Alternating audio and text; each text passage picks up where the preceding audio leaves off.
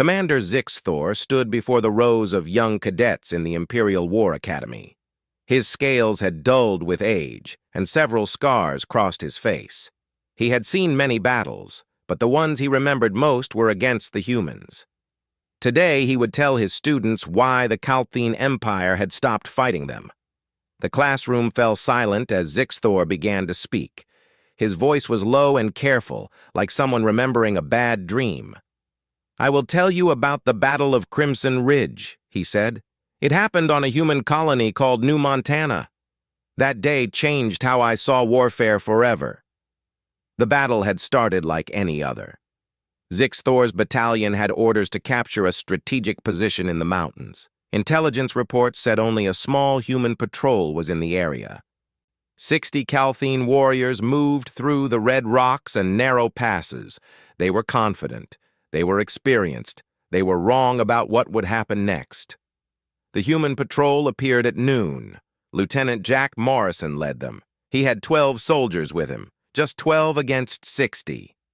Zixthor had smiled when he saw them. This would be quick and easy.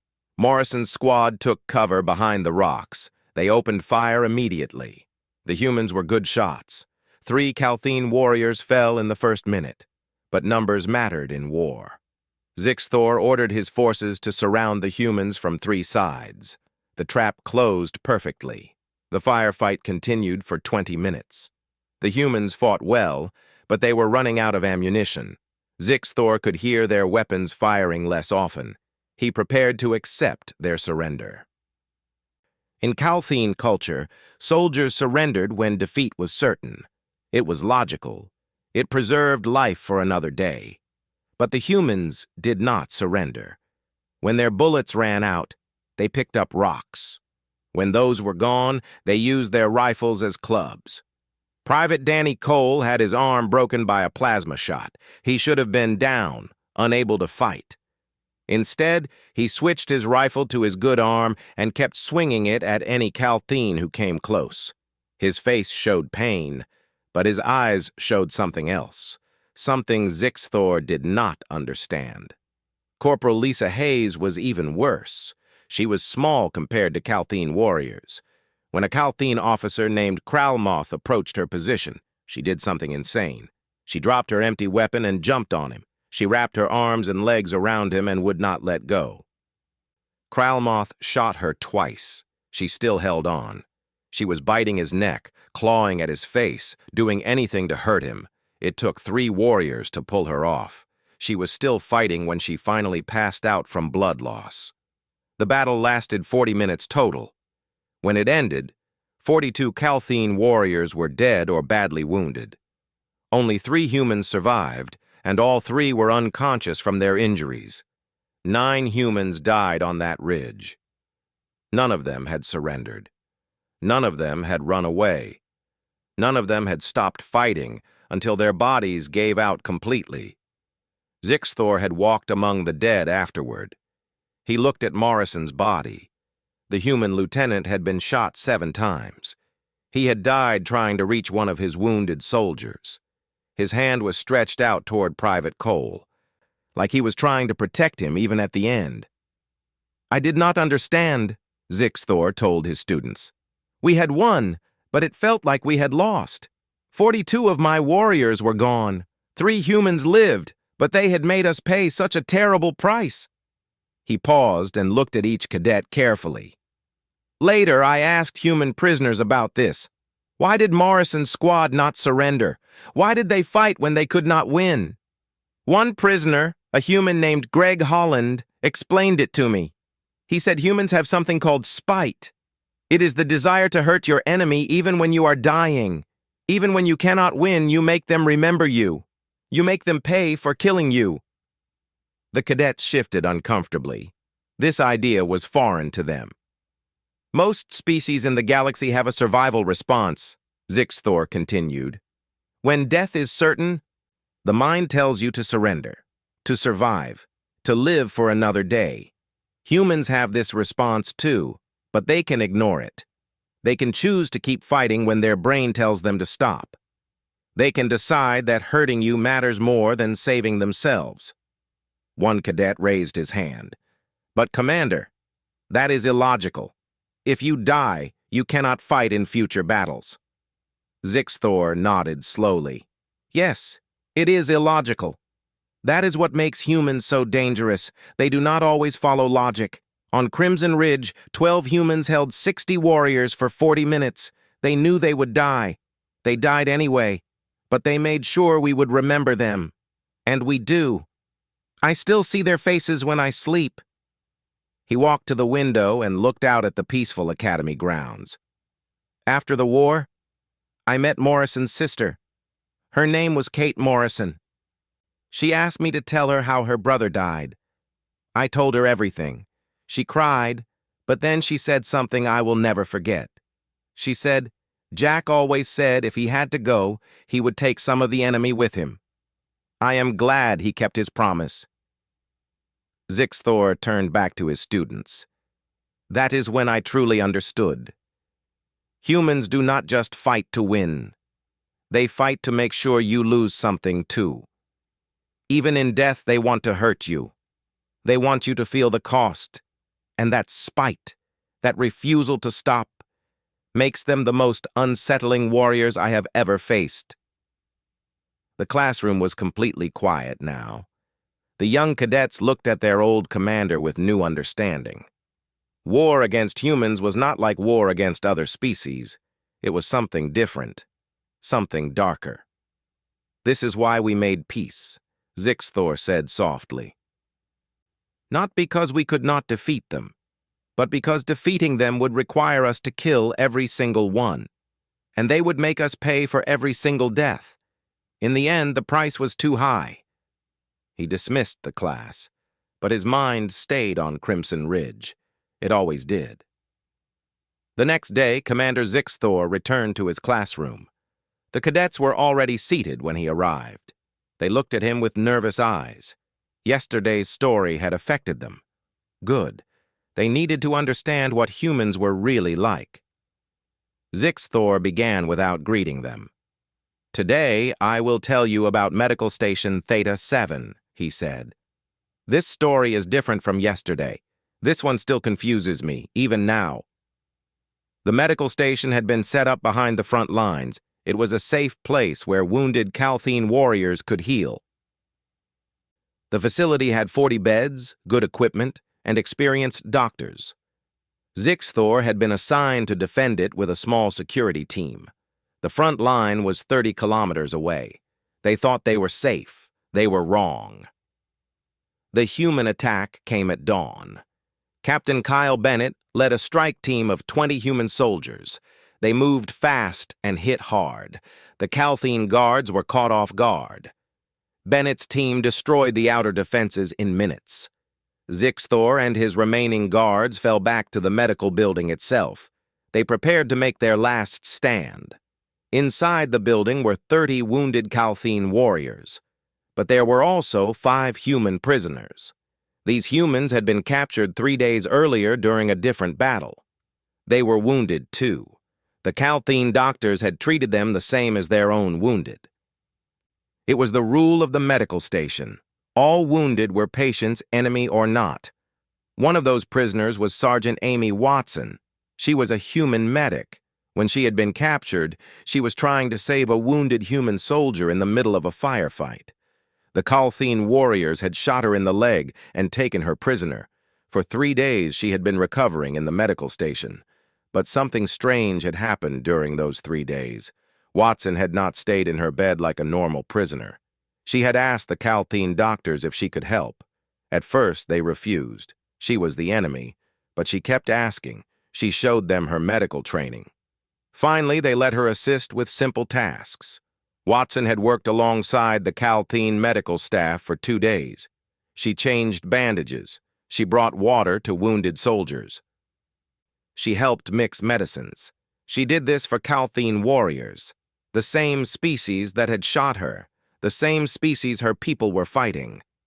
When Bennett's attack began, Watson was in the main medical ward. She was helping a Calthene warrior named Thalrek drink water. His injuries were severe. Both his arms were broken. Watson was being gentle with him, speaking in soft tones, even though he could not understand her language. The sound of gunfire got closer. Human voices shouted in the hallways. Calthine guards shouted back. The battle was inside the building now. The wounded Calthine in the medical ward tried to get up. They reached for weapons that were not there. They were afraid. Watson stood up. Her wounded leg made her limp, but she moved to the ward entrance. She stood in the doorway. Behind her were 30 wounded Calthine. In front of her was the hallway where humans and Calthine were fighting. Zixthor saw her there. He was falling back through that same hallway with his last 3 guards. Human soldiers were right behind them. They were about to enter the medical ward. Zixthor knew his wounded warriors would be captured or killed. He prepared to die defending them. Then Watson did something nobody expected. She stepped into the hallway. She put herself between the Calthine guards and the human soldiers. She raised both hands. "Stop!" she shouted in English. "This is a medical ward! Stop shooting!" Captain Bennett emerged from behind his soldiers. He saw Watson and stopped. His face showed shock. "Watson, you're alive?" "Yes, sir," she said. "But if you keep shooting, wounded soldiers on both sides will die. This is a hospital." "We don't fight in hospitals." Bennett looked past her. He saw the wounded Calthine in their beds. He saw Calthine doctors with their hands up. He saw that none of them were holding weapons. "Step aside, Sergeant," Bennett said. "We're taking this facility." "No, sir," Watson said. Her voice was calm but firm. "These are patients. You taught me that patients are sacred. It does not matter what uniform they wear." Zixthor watched this exchange with confusion. Watson was standing up to her own commander. She was protecting Calthine warriors, the same warriors whose people had shot her. Why? Bennett and Watson stared at each other for a long moment. The other human soldiers looked uncomfortable. Finally, Bennett lowered his weapon. "How many wounded?" he asked. 30 Calthine. 4 other humans besides me," Watson replied. Bennett nodded slowly. He turned to his soldiers. "This room is off limits. Post guards at the entrance. Nobody fights in here. Pass the word." The human soldiers obeyed. They moved past Watson and secured the room, but they did not hurt anyone. They did not point weapons at the wounded. They simply stood guard. Bennett himself walked into the ward and looked around. His eyes met Zixthor's. "Your wounded are safe," Bennett said through a translator device. "We follow the rules of medicine too." The battle for the medical station continued in other parts of the building, but the medical ward became a quiet island in the middle of the fighting. Human and Calthine wounded lay in beds next to each other. Watson went back to helping patients. She treated both humans and Calthine. The human guards at the door let Calthine doctors come and go freely. At one point, a young human soldier was brought in with a bad chest wound. Watson immediately began working on him, but she needed help. She looked at the Calthine doctor named Vexlar. "Please," she said, pointing at the supplies she needed. "Help me save him." Vexlar hesitated. This was a human soldier, the enemy. But Watson had helped save Thalrek yesterday. She had treated Calthine wounded with the same care as her own people. Vexlar helped her. Together, they saved the young human soldier's life. Zixthor told his students all of this in a quiet voice. "I did not understand it then. I do not fully understand it now. Watson was a warrior. She had fought in battles. She had probably killed Calthine soldiers. But when she was in that medical ward, she was something else.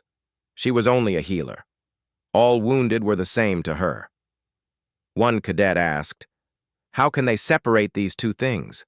How can they kill on the battlefield and then save lives in the hospital?" "I asked Watson this question," Zixthor said.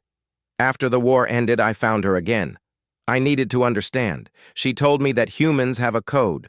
On the battlefield, everyone is a soldier. You fight, you kill, you try to win. But in a hospital, everyone is a patient. You heal, you save. You try to preserve life." She said these two things exist in different spaces in the human mind. Thor shook his head. It still seems impossible to me, but humans do it. They can kill you in battle, then work to save your life an hour later in a hospital. This ability to separate warrior from healer, to follow two opposite rules at the same time, makes them very strange. He paused. And very dangerous, because you never know which one you are facing. On the third day, Commander Thor looked tired when he entered the classroom. The cadets noticed dark circles under his eyes. Some wondered if the old commander had been sleeping well. These stories from the war seemed to take something from him each time he told them. Today's story happens in deep space, Thor began. It is about a human ship called the Defiant and its captain, Commander Chris Harper. This story taught me that humans value some things more than their own lives. The battle had started normally enough. Thor's cruiser, the Retribution, had encountered the human destroyer Defiant near a supply route. The two ships exchanged fire for almost an hour. Both sides landed good hits, but the Retribution was bigger and had better shields. Slowly, the Defiant began to lose. A plasma torpedo hit the Defiant's engine section. The explosion was massive. The human ship went dark for a moment, then emergency lights came on. Thor's sensors showed the damage clearly. The Defiant's main engines were destroyed. Life support was failing. The ship was dying. Thor opened a communication channel. He expected to discuss surrender terms. That was how naval battles ended when one ship was crippled. The losing captain surrendered, the crew became prisoners, and everyone lived to see another day. Commander Harper's face appeared on the screen. He was a middle-aged human with gray hair and tired eyes.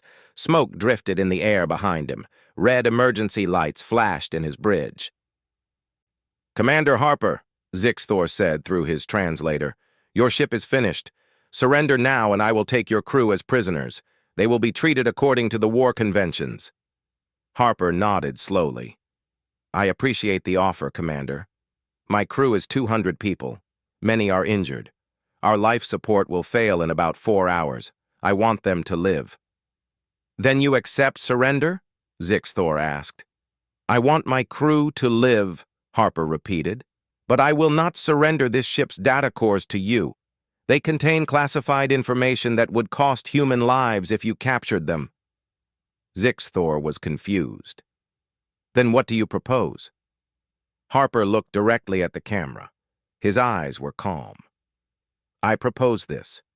I will order my crew to abandon ship in escape pods.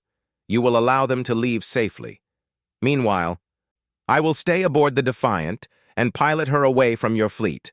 I will lead you on a chase. This will give my crew time to be picked up by human rescue ships that are on their way." "And you will be alone on a dying ship," Thor said. "Yes." "You will die." "Yes." Thor stared at Harper's face on his screen. "This makes no sense. Surrender the ship. Save yourself and your crew." Harper smiled slightly. It was a sad smile. "I am the captain, Commander. The ship is my responsibility. The crew is my responsibility. If I can trade my life for 200 of theirs, that is not a trade. That is a bargain."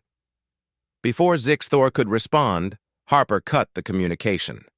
Minutes later, escape pods began launching from the Defiant. One after another, they shot away from the dying ship. Thor ordered his weapons officers not to fire on them. He kept his word. When the last pod was away, the Defiant's emergency thrusters fired. The crippled ship began moving. It was slow and awkward, like a wounded animal trying to crawl away. But it was moving. Harper was keeping his word too. Thor faced a choice. He could ignore the Defiant and capture the escape pods. But Harper had those data cores. If a human rescue ship arrived, they might recover the Defiant and the valuable information it contained. Thor could not allow that. He ordered his ship to follow the Defiant. The chase lasted 6 hours. Harper flew his dying ship through an asteroid field. The Defiant was falling apart, but Harper kept it moving.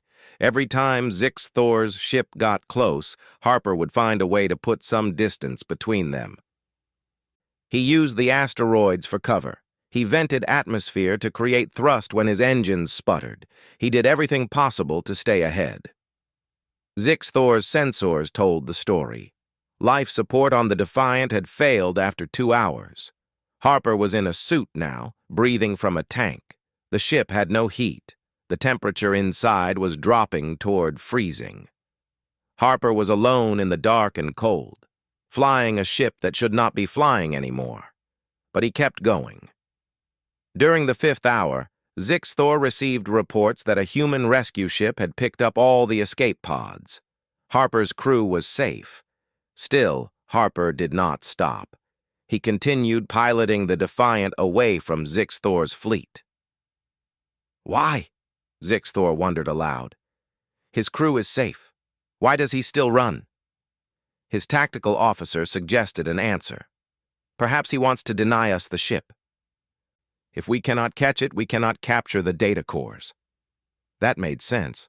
Cold, logical sense. But it also meant Harper would die.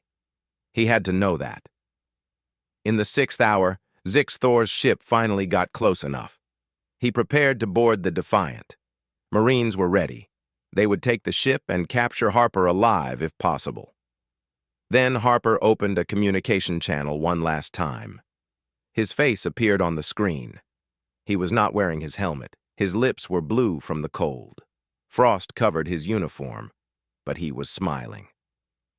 "Commander Zix-Thor," Harper said. His voice was weak. "Thank you for chasing me. You gave my crew all the time they needed." "Surrender now, Harper," Zix-Thor said. "You will freeze to death in minutes." "Already there, I think," Harper replied. "I cannot feel my hands anymore. But I wanted to tell you something. This ship has been my home for 5 years. She is a good ship. She deserves a better end than being captured." Zix-Thor suddenly understood. "Harper, do not—" "Tell my crew I was proud of them," Harper said. "Tell them I said goodbye." The communication cut. Alarms blared on Zix-Thor's bridge. The Defiant's reactor was overloading. Harper had triggered the self-destruct. "Full reverse!" Zix-Thor shouted. "Emergency shields!" The Defiant exploded 3 seconds later. The blast wave hit Zix-Thor's cruiser hard. Shields held, but barely. When the sensors cleared, there was nothing left of the human ship. Harper and his data cores were gone. All that remained was expanding debris and fading radiation. But a Calthene supply freighter had been near the Defiant when it exploded. The blast caught the freighter too. It was destroyed with all hands. Zix-Thor stood on his bridge in silence. Harper had been dead already. He had known he was dying, but with his last breath, he had taken one more Calthene ship with him. "He saved his crew," Zix-Thor told his students. "Then he denied us the ship. Then he took revenge for his own death, all in 6 hours while he was slowly freezing and suffocating. Humans call this a captain going down with his ship. They consider it an honor." One cadet raised her hand. "But he could have lived if he had surrendered early." "Yes," Zix-Thor said. "But then his crew would have been prisoners. The data would have been captured. He chose their lives over his own. Humans do this. Their captains consider it a duty, not a sacrifice. That is what makes them so unsettling. They accept death as just part of the job." Commander Zix-Thor entered the classroom on the 4th day without speaking. He walked to his desk and sat down heavily. The cadets waited. They had learned that these silences meant the story was difficult for him to tell. Finally, he spoke. "Today I will tell you about Forward Base Neftar. This story is not about combat. It is about fear. Humans understand fear better than any species I have ever met. They know how to use it as a weapon. Forward Base Neftar was located on a jungle moon called Verdant 9. The base controlled the supply routes for an entire sector. Zixthor had been stationed there with 800 Calthene warriors.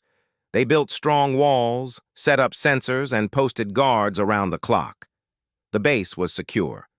Then the humans arrived. The first sign was a dead guard. His name was Kethmol. He had been on night watch at the eastern perimeter. In the morning, they found him at his post. His throat had been cut. He had not fired his weapon. He had not called for help. The sensors showed nothing. It was like he had died without noticing someone was there. Major Nicole Parker left a note pinned to Kethmol's uniform. It was written in Calthene language. 8 of us, all of you. Let us see who leaves first. 8 humans. 8 against 800. Zixthor had laughed when he read the note. It was an empty threat. 8 soldiers could not seriously threaten a fortified base. He ordered increased patrols and better sensor coverage. He was confident. He was wrong. The attacks came every night for 6 weeks. Sometimes it was sabotage. Supplies went missing. Equipment broke in ways that did not seem accidental. Water purification systems stopped working. Ammunition was found scattered in the jungle, forcing patrols to search for it in dangerous areas. Sometimes it was psychological. Human voices called out in the dark, speaking perfect Calthene. They said the names of warriors in the base. They described details about the warriors' families back home. How did they know these things? Sometimes it was violence. Guards died silently. Patrols disappeared and were found days later, left in places where other patrols would find them. The bodies were never mutilated or disrespected. They were just dead. Clean kills. Professional kills. Lieutenant Ben Sullivan left notes too. Each note was signed by him or Parker. The notes were polite and formal, like military correspondence. Regret to inform you of the death of Guard Tharman. He died quickly and did not suffer. We will continue operations tomorrow night. Respectfully, Lieutenant Sullivan. The humans never showed themselves. Zixthor increased security. He installed motion sensors throughout the jungle around the base. The humans avoided them. He sent out hunter teams to track them. The teams found nothing. He ordered random patrol patterns so the humans could not predict movements. Guards still died. After 3 weeks, Zixthor's warriors were exhausted. They slept poorly. They jumped at shadows. Some started making mistakes because they were so tired and afraid. The humans killed those ones first, punishing any weakness. The notes changed after a month. They became more personal. Parker sent a message directly to Zixthor. Commander, your warriors are tired. We can see it in how they move. Guard shift changes are sloppy now. Your eastern perimeter has a blind spot near the water filtration building. You should fix that. We have not used it yet, but we could. Respectfully, Major Parker. Zixthor had immediately checked the eastern perimeter. Parker was right. There was a blind spot. How long had it been there? How long had the humans known about it? Why had they not used it? The answer came to him slowly. They wanted him to know they knew. They wanted him to understand that they were always watching, always studying, always one step ahead. That was when Zixthor realized the truth. The 8 humans were not trying to destroy the base. They were trying to destroy the warriors' minds. In the 5th week, warriors started making requests to be transferred. Some claimed illness. Others said they had family emergencies. Zixthor denied the requests, but he understood. His soldiers were breaking. The worst part was the silence. Hours would pass with nothing happening. Warriors on guard duty would stand in the dark, waiting, knowing that death could come at any moment. Some guards fired at shadows, some talked to themselves. The fear was eating them alive. Zixthor called for reinforcements. A full battalion was sent to Verdant 9. 800 more warriors arrived to help hunt down 8 humans. The Calthene Empire was humiliated, but they could not afford to lose forward base Neftar. When the reinforcements arrived, they found the base abandoned. Not destroyed, not captured, simply empty. The 800 warriors who had been stationed there had left their posts. They had walked away in the night, unable to take the pressure anymore. The base stood intact, but there was nobody inside. In the main command building, Parker and Sullivan left a final note. Commander Zix Thor, we counted 847 warriors at this base when we started. Now there are 0. We are 8. Math does not lie. Respectfully, Major Nicole Parker and Lieutenant Ben Sullivan. P.S. We have moved to Forward Base Kestel. See you there. Zixthor found that note personally. He had returned to Neftar after hearing the base was abandoned. He stood in the empty command room and read the note 3 times. 8 humans had defeated 800 Kalthine warriors without fighting a major battle. They had won with patience, darkness, and fear. Humans are persistence hunters, Zixthor told his students. On their home planet, they hunted animals by following them for days until the prey collapsed from exhaustion. They brought this strategy to war. Parker and Sullivan's team did not need to kill us all. They just needed to break our will to fight. And they did. He looked at his young cadets. Some of them looked sick. The worst part? We never saw them. Not once in 6 weeks. We found evidence of their presence. We found their kills. We read their notes, but we never saw their faces. To this day, I do not know what Parker or Sullivan looked like. They were ghosts, and ghosts are more terrifying than soldiers. One cadet asked quietly, "Did anyone ever catch them?" Zixthor shook his head. "No, they operated behind our lines for 7 months. They eventually left Verdant 9 on their own after their mission was complete. The Kalthine Empire offered a huge reward for information leading to their capture. No one ever collected it." He paused. "After the war, I learned something interesting. Parker and Sullivan received medals from the human military. But do you know what their citation said? It said they had conducted successful psychological operations against a numerically superior force. Not that they had killed warriors. Not that they had destroyed bases, that they had conducted psychological operations. To humans, breaking your mind is as legitimate a victory as destroying your body, perhaps more so." On the 5th and final day, Commander Zixthor looked at his students with something like sadness in his eyes. This was the last story he would tell them. After this, they would understand why the Kalthine Empire had stopped fighting humans.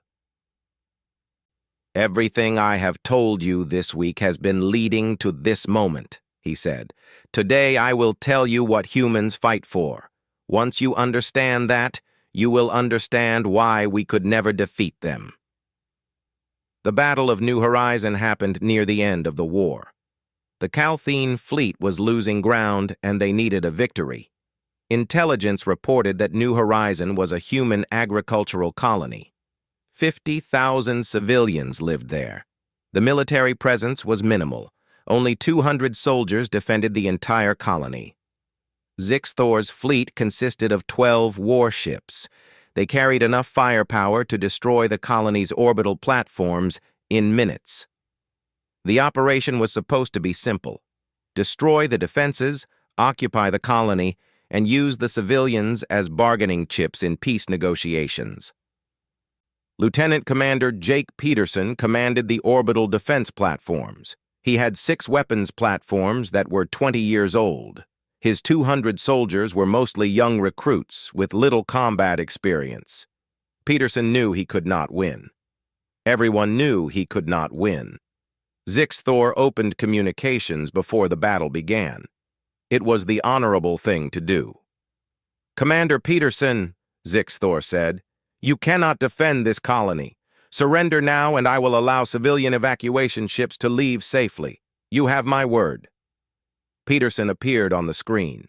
He was young, maybe 30 years old. He had red hair and freckles. He looked like he should be teaching school, not commanding a military defense. "How long for evacuation?" Peterson asked. "I will give you 4 hours, Zixthor replied. Peterson shook his head. "Not enough. 50,000 people. We have 20 evacuation ships. Each ship takes 90 minutes to load, fly to the jump point, and return for another load. We would need at least 15 hours to evacuate everyone. I cannot give you 15 hours, Zixthor said. 4 hours is generous. Then I refuse, Peterson said simply. You refuse? Zixthor was confused. I am offering to save 40,000 civilians. Only 10,000 would be left behind. Is that not better than all of them dying? Peterson's face hardened. I am not choosing which 40,000 people get to live, Commander. That choice is not mine to make. Either everyone leaves safely, or I fight you until the relief fleet arrives. There is no relief fleet coming in time, Zixthor said. The nearest human ships are 20 hours away. You will all die. Then we die together, Peterson replied. He cut the communication.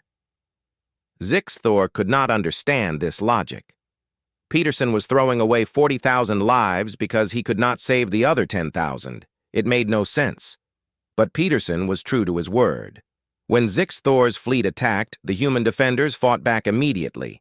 The old weapons platform should have fallen in 10 minutes. Peterson and his soldiers made them last 7 hours. They did this through clever tactics and sheer determination. Peterson spread his forces thin, making Zixthor think there were more defenders than there actually were. He used the platform's last ammunition to create debris fields that slowed the Calthene approach.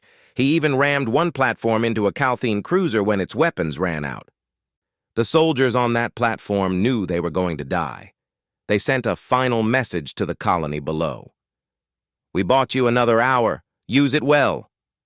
One by one, the platforms fell. Peterson's voice could be heard on the radio throughout the battle. He was calm. He encouraged his soldiers. He called them by their names. When a platform went dark, he thanked the soldiers on it for their service. The last platform was Peterson's own command station. It was damaged and burning. Life support was failing. His remaining crew was 15 soldiers. They had no ammunition left. The battle was over. Zixthor opened communications one final time. Peterson, surrender. You fought well. Let your people live. Peterson was covered in soot and blood. His uniform was torn, but he smiled at the camera. Commander, do you know why we fight? Peterson asked. For territory, for resources, for victory, Zixthor replied. No, Peterson said. We fight for each other. Every minute I kept you busy was another minute for those civilians down there. They are teachers, farmers, children, grandparents. They are humanity. And they are worth dying for. Below them on the planet, something unexpected was happening. The civilians had been listening to the battle on their radios. They heard every message from Peterson and his soldiers. They heard the soldiers die one by one, and they were not afraid. A civilian named Maria Santos hijacked the colony's communication system. She was an engineer, not a soldier, but she broadcast a message that reached both the colony and Zixthor's fleet. To the defenders in orbit, Maria said. Her voice shook but was strong. We hear you. We see what you are doing. You are giving us time. You are giving us hope. We will remember every single one of you. Your names will be spoken in this colony for generations. You are not dying alone. You are dying for all of us. And we love you for it. Thousands of other voices joined her on the open channel. Civilians were thanking the soldiers. Parents were telling their children the names of the defenders. Teachers were promising to make sure the story was never forgotten. Peterson heard all of this. Tears ran down his face. He looked at Zixthor through the camera. Do you understand now? Peterson asked. We do not fight for governments or glory. We fight for them. For the voices you hear, for humanity itself, and that is why you cannot defeat us. Because every human will do what I did. Every human will make this choice. You would have to kill every single one of us. In that moment, a human relief fleet emerged from the jump point. 20 warships appeared on sensors. Peterson had kept the colony safe just long enough, but Peterson's platform was destroyed before the relief fleet could save him. Zixthor's gunners had already fired. Peterson and his last 15 soldiers died seconds before rescue arrived. The relief fleet drove Zixthor away from New Horizon. The colony was saved. All 50,000 civilians survived. 3 months later, the Calthene Empire and humanity signed a peace treaty. Zixthor stood before his students and finished his story. That was my last battle against humans. After New Horizon, I recommended that we sue for peace. So did every other Calthene commander who had fought humans. We had all learned the same lesson. He paused and looked each cadet in the eyes. Humans do not fight for land or resources. They fight for each other. Every human is willing to die for their people, not because they are ordered to, not because they are brave, but because that is who they are. You cannot break that bond. You cannot defeat an entire species that thinks this way. A cadet raised her hand. Commander, did we lose the war? Zixthor considered this carefully. No, we survived it. We recognized that defeating humanity would require us to commit genocide, and they would make us pay for every life with 10 of our own. In the end, peace was the only logical choice. He walked to the door, then turned back one final time. If you ever face humans in combat, remember Peterson, remember Morrison, remember Harper and Watson and Parker and Sullivan. Remember that you are not fighting individuals. You are fighting the entire history of a species that survived ice ages, plagues, and countless disasters on their own planet. They brought that strength to the stars. Respect them, fear them, but never ever underestimate what they will do to protect their own. Zixthor left the classroom. Behind him, young cadets sat in silence, understanding finally why the war had ended the way it did.